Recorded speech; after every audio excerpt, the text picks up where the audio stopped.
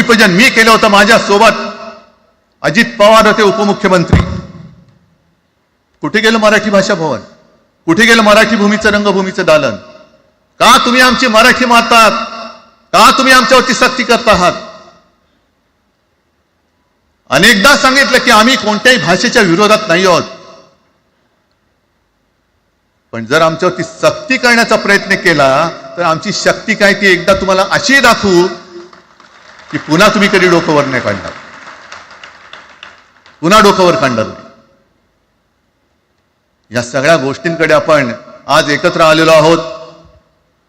पुन्हा आपल्यामध्ये काड्या घालण्याचे उद्योग होतील, कारण त्यांचा धंदाच तो आहे. एकतर कुठे मी नेहमी सांगतो, कोणाच्याही लग्नामध्ये भाजपवाल्यानं बोलवू नका.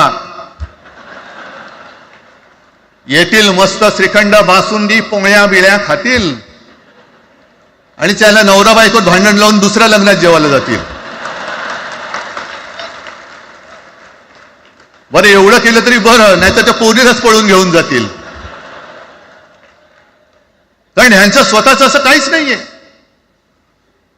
कोणत्याही लढ्यामध्ये कधी भाजपा नव्हता. अगदी संयुक्त महाराष्ट्राच्या चळवळीमध्ये सुद्धा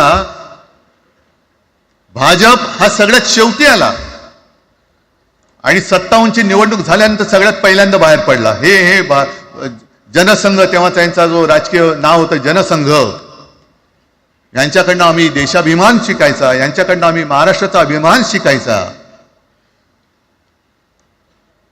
आणि आम्ही आपापसात भांडून ह्यांना सगळं काही बहाल करून टाकायचं. या सगळं विकून टाका, सगळा सत्यानाश करून टाका. अरे आपली मुंबईच्या शिंदड्या उडवल्या जात आहेत. अख्खी मुंबई कोणाच्या घशात घालतायत? कोणाच्या? बघत बसायचं सगळं. म्हणजे आज सगळ्यात जास्त जर कोणी जमिनीचा मालक मुंबईमध्ये असेल तो यांच्या मालकाचा मित्र आहे, अदानी.